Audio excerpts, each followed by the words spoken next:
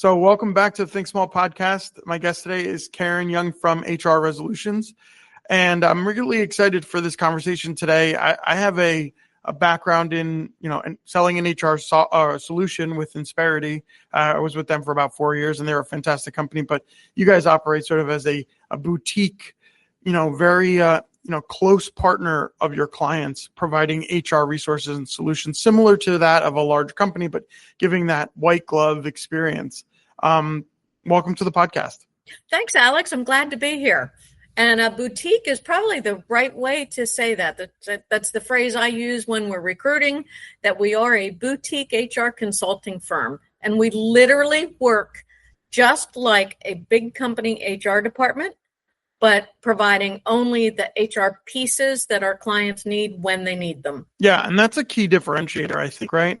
When I was, providing, or when I was selling Insperity, it was like, hey, I'm paying for this, I don't need it. How can I carve that out? Do I have to pay for that? And no, it's an all-in-one, so that we're there for you when you need us, kind of thing, right? But you guys operate a bit differently that way. We do. And we have one client that's with Insperity, and I love my Insperity HR contact. She's fantastic. And we partner really well together because we will deal directly with the employees. So we can we pretty much, we know HR, but of course with Insperity being the direct employer, we want to be sure we're partnering closely so that she and I both know what's going on with the individuals and with leadership. Yeah. From the HR perspective, I think whenever anybody hears of HR, they think of maybe like The Office, and they think of Toby, and that, kind of a buzzkill, or they think of, like somebody told a joke and now they're having a conversation with HR, right? But there's a component to HR, a more strategic side of HR, that it deals around culture and building culture within a company. Can you talk to us about the more interesting and fun side of HR, that strategic side of HR, where you're cultivating culture, getting feedback from employees to then drive the mission, vision, and value of a company in order to grow that organization, using HR as a resource, or human resource HR, but as a way to, align your human capital strategy to make it for a growth organization? It's a great question, Alex, and a great position for HR to be in. But so often we are thought of as the department of no. But I encourage my team, and one of the core philosophies and core values of HR Resolutions is we get it. Our clients have a business to run. Not everything is black and white. So to develop a culture, you need to have good, honest communications with employees. You need to be transparent is the buzzword, but you need to be human. And you talked about, telling a joke and then you're having a conversation with HR. Well, 9 out of 10 times I'm going to ask you, what was the joke? And I'm probably going to laugh, because if it's funny, I'm a person. Right. I'm going to laugh. And I've even had that situation with the client, and the employee didn't know who I was. And they still told me this completely inappropriate joke, but it was hilarious. I can't remember the specific joke today. It was hilarious. I laughed when he told me the joke. And then I turned it around and I introduced myself and said, by the way, I am the director of HR for the company. So that probably isn't an appropriate joke to share. I want to let you know it's funny. It's not going to go up. This conversation isn't going any further. I just want to let you know. Let's not use that joke at work, okay? And he was so embarrassed, but also appreciative, because I wasn't going to tattle on him. And my God, the joke was funny. Yeah, that's so funny. There's a meme that I think of when I think of that. That's like, I told a joke at work. It was so funny that HR wanted to hear it. I know.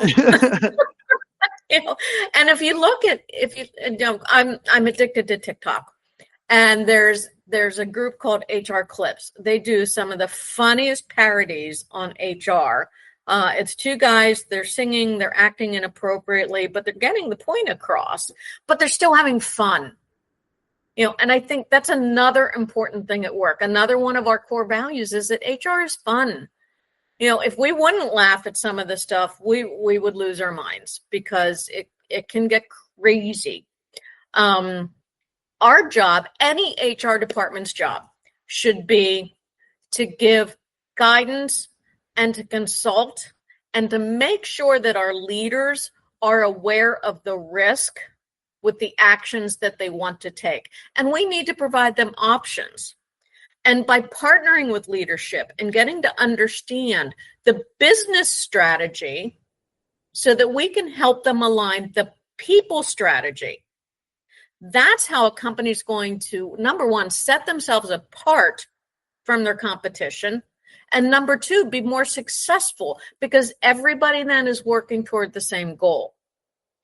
And a lot of times when I speak with my HR peers that are out in businesses, I like to remind them, even though you're working directly for a business, you are still a consultant. Your job is to help them understand. It's not to be the Department of No. It's understand what's their real pain. Ask questions, find out, somebody wants to terminate somebody today and they've been a good employee for a long time. Find out what happened. Why today? Dig deeper before you say, no, you can't do that. Because end of the day, they can. Yeah, there's a cost associated with that, but end of the day, they can. And that was one of the biggest professional lessons I ever learned. I said no to a vice president of sales once. It was career ending. It was career ending with that particular company. But it made me a better manager and it made me a better leader today because I turned it around into a career defining moment. Took me a little bit of time to get there, but I think that we're alike in that way, right? So I'm professionally in my career, I've been in sales for about 10 years and I'm an employee benefits producer, right? That's my role with USI. But I always like to be sort of like almost like an improv skit where it's yes, but, or yes, and, right? Amen. So somebody comes to me and they say, hey, can you help me with this? Yes. And it's going to be a lot of work. Or yes. And it's going to be really expensive. Or yes. And there's not going to be a lot of options. But I'm always starting with that yes in order to be strategic with my clients and be able to put them in a better position. And I think one of the things that you said there as well is a lesson that we can kind of all take, especially in business, is being human, right? Bringing it back to like, I'm a person, you're a person. Let's just kind of cut the corporate act a little bit so we can like level on, we can get on each other's playing field. Like, you got up in the morning just like I did. We had a cup of coffee. It's Monday. Let's just, it's not life or death. We're okay, and then that way you can really appreciate the person behind, behind the role, right? It's not just a seat to fill. It's a person that's got financial, goals. They've got a family potentially, right? Absolutely. They are a person just like you are. And that's one of the reasons I retitled my first book to Honest and Real, an essential guidebook to drama-free human resources. Because by being honest and being real, we go so much further. And 99% of employees want to do the right thing and they want to do good work. The failure, we didn't clarify for them what good work looks like. We didn't have that honest conversation. We didn't say, Alex, we need to have a conversation. For some reason, this performance isn't reaching the goals that we have set. So let's have a conversation. Help me understand. If you're struggling, I want to get you help. But let's be sure that you and I both understand what the end goal is. You might get there a different way from me. Boy, was that a tough lesson to learn when I hired my first HR generalist with HR resolutions. She did something that wasn't the way that I would have done it. And my initial answer was, I'm like, but this is how we do it. And she asked me, I got the same thing done. Isn't that what matters? And yes, it is. But by having that honest conversation and by letting her know I was surprised, we were able to talk through it. I had learning. She learned to, be sure to keep me in the loop of the processes as she was going so that there wouldn't be this, shock at the end. And if we wouldn't have had that conversation, it wouldn't have worked out as well as it did. Yeah, no, I think from some of my favorite places that I've ever worked has been places that allowed for creativity in way that I approach a task, right? Like ultimately, here's the result that we're driving towards. How we get there. Mm-hmm. I can give you some examples of things that have been successful from a management perspective. They would say, hey, this is what you've got another way of figuring it out. Then like take it and run with it. Go try it out. Right. If it doesn't, we'll readjust. And Yeah. as long as we get to the end result on a timely manner, then let's collaborate. Let's be experimental and try things. See how it Absolutely. works, you know, if it works, great. If it doesn't work, we got to pivot.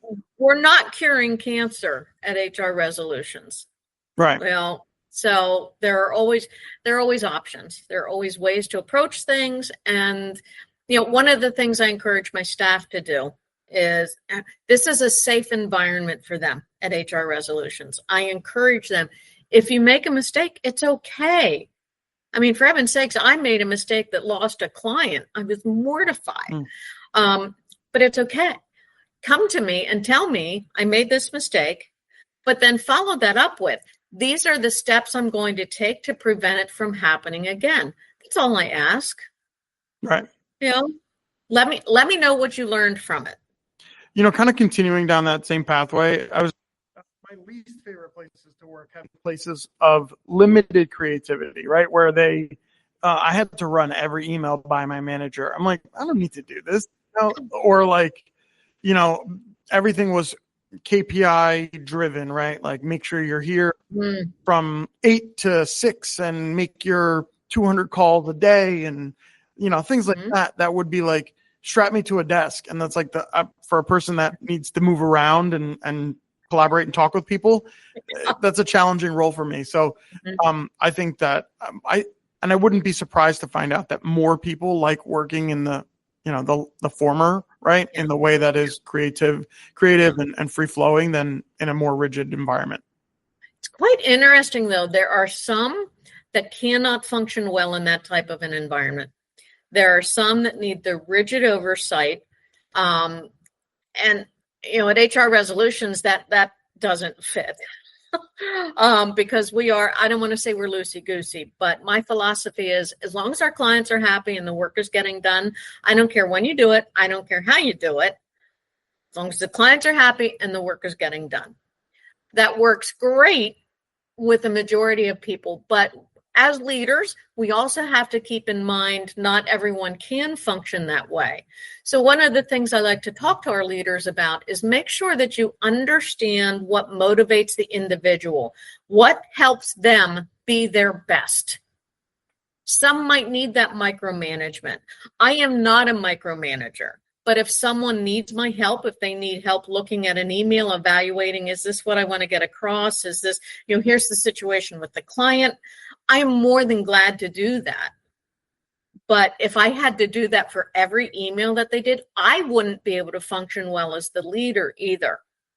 So, but we have to know our individuals. We have to know who needs a little bit more structure, who needs a little bit more direction, and who is free to reign, and to roam the ranges, so to speak.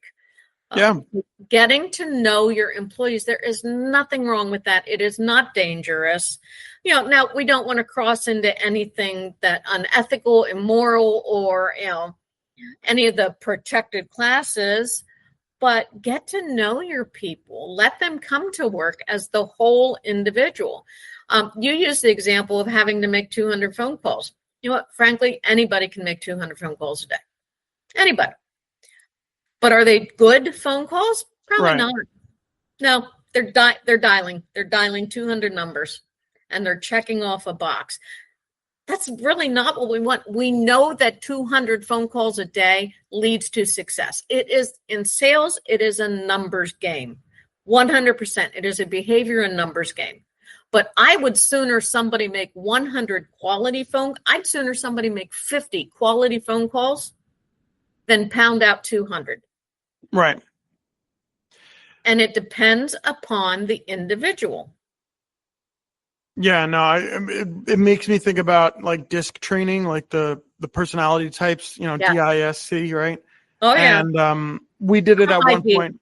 What's that? I'm a high D.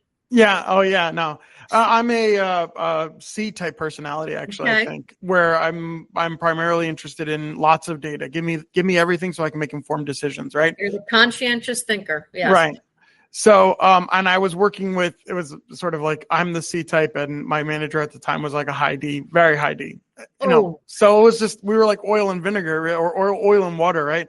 Mm-hmm. And, when we did the training, it was an opportunity for me to learn about how to change my speaking to then tailor to his understanding, like the way that he wants data.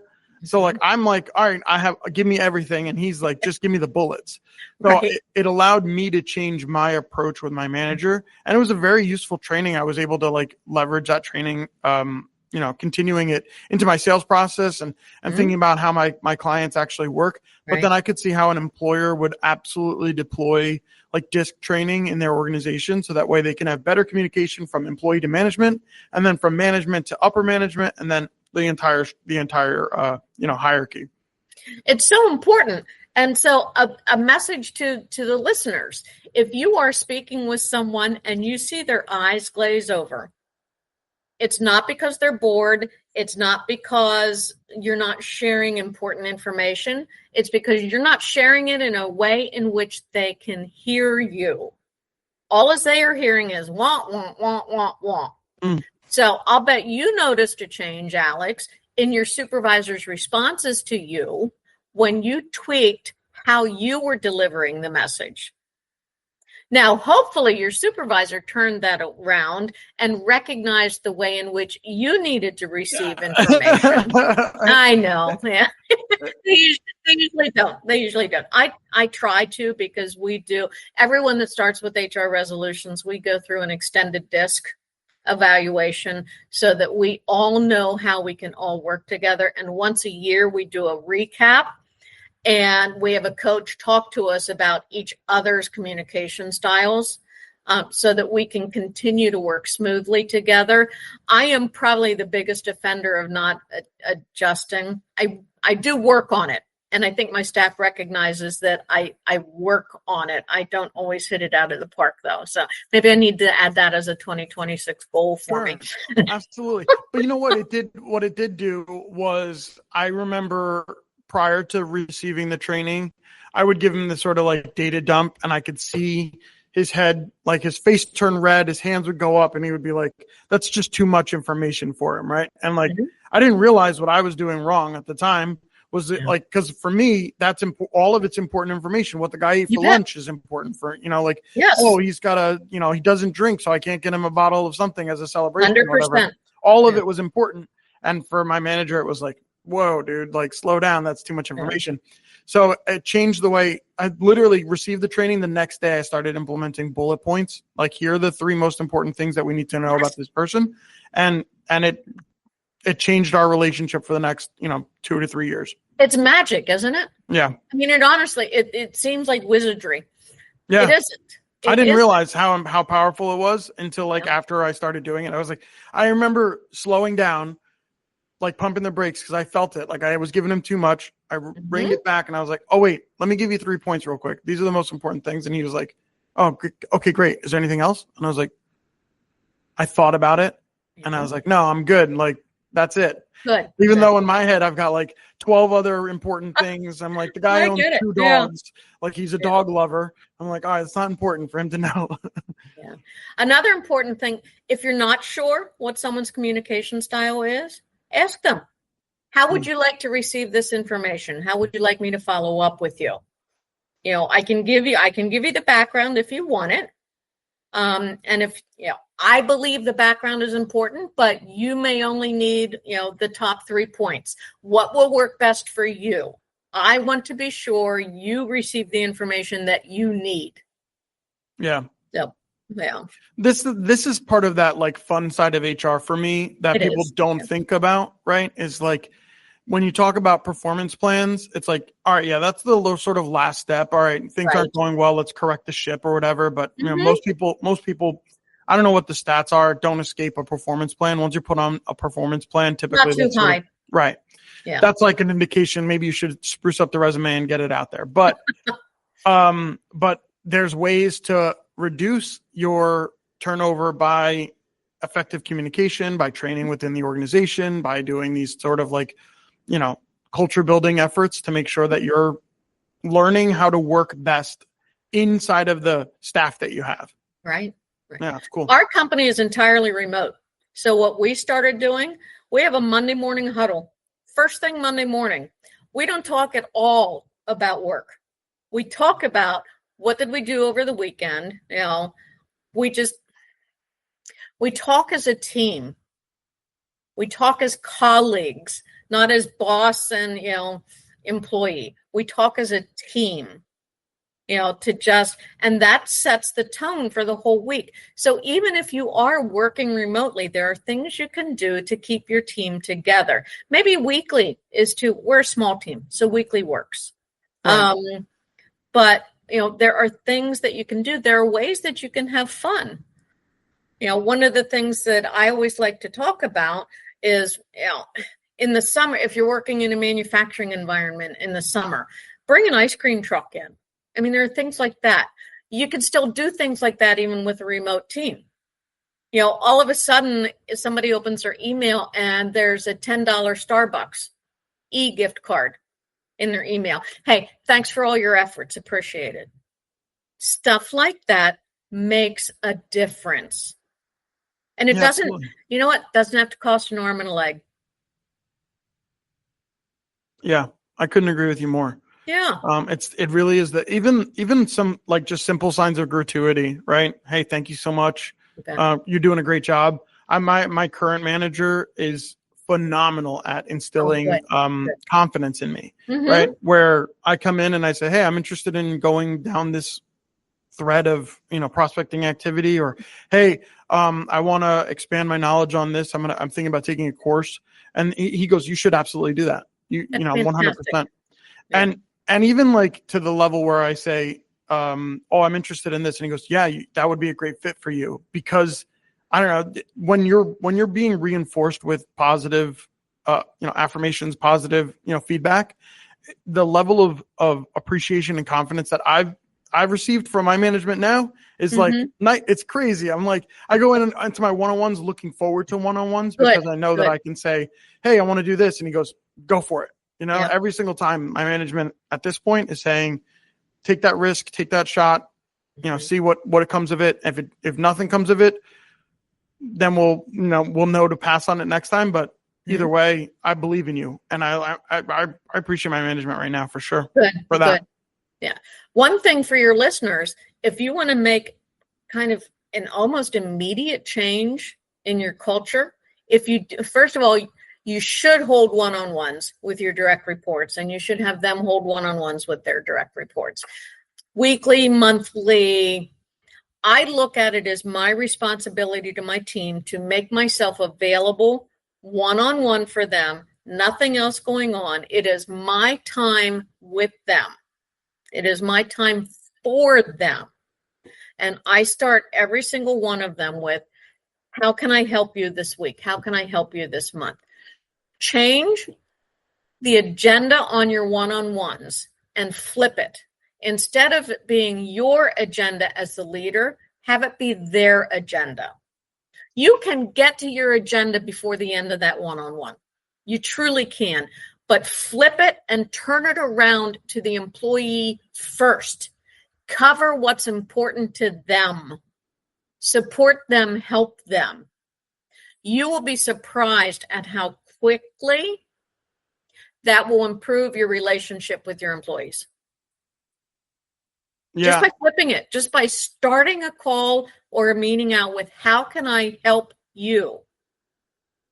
Yeah, absolutely. At the end of the day, that's our job as leaders. I couldn't agree with you more on that. Because from personal experience, right? Like I talk about my management now, that's exactly how those meetings go. He goes, I sit down and he goes, all right, so what's going on? How are you?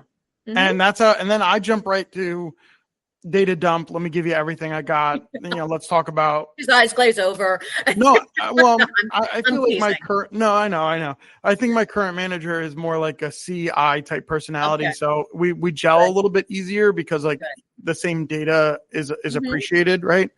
But And then in the past, I've had managers that were like, all right, like immediately to their spreadsheets. And they're like, all right, you need to double your activity or triple your activity or whatever. And then it's all about trend and, like I said, KPIs. But I was talking to my wife about this. I was like, sometimes you'll work for an organization where it's, you got to hit the metric floor, right? Even though at the end of the day in a production role like sales, the quota is the master benchmark, right? Yes.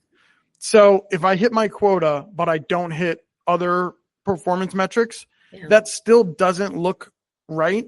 So, but at the end of the day, sales is sales. Did I make the mark or not?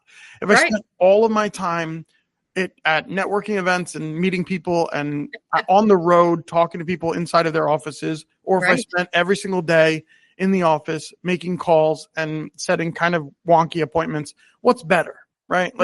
And can we have a management that's reflective enough to say, our ultimate benchmark is quota. Did you hit it or not? And then, and I feel like where I'm at now is a phenomenal place to work where they're good. Where they're I've really heard good things about USI. I've heard very good things. I have another colleague that just started with them, and she came out of other broker agencies, and she's just thrilled. She's thriving. Yeah.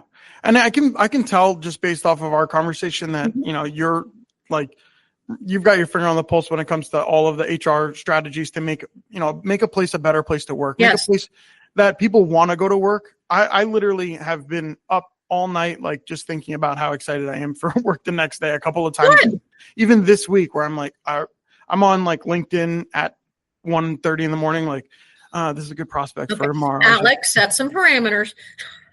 It's hard. It's hard. Work-life balance. When you enjoy it, like it's really interesting. I know. It's changed. Work has really changed, I think, as I've gotten more further into my career and landed with USI specifically. It's just like I take it more personal, right? Like there's no, it's 5 o'clock. I've worked at places where it's like, it's 5 o'clock, I'm out of here, right? Well, this is not like that. This is like every bit of discretionary effort yields so much more here, which is great. Good. So we've kind of chatted more loosely than I normally do. Like I feel like in these podcasts I'm like, I feel you're bringing the human out of me, really, which is cool. Thank you. I always we still covered a lot of important information for your listeners. For sure. I couldn't agree with you more, really. So I always like to end these sort of on a high note. If you're like looking forward to something in the next 12, maybe say 6 to 12 months, short term, right? Something that's coming down in 2026 that you're super excited about. Is there anything that you have in mind? Oh, I am. We are hiring our 7th employee. We've started the recruiting.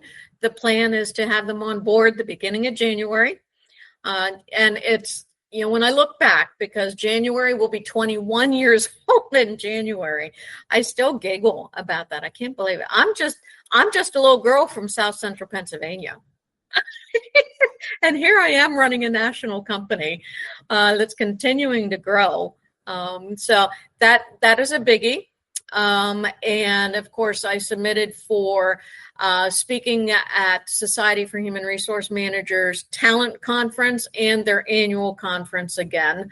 That's always an honor, because if I'm selected to speak to my peers instead of clients or potential prospects, I mean, it's always good to speak to clients and potential prospects, but to be selected to speak to your peers, to me, is one of the highest accolades I can get.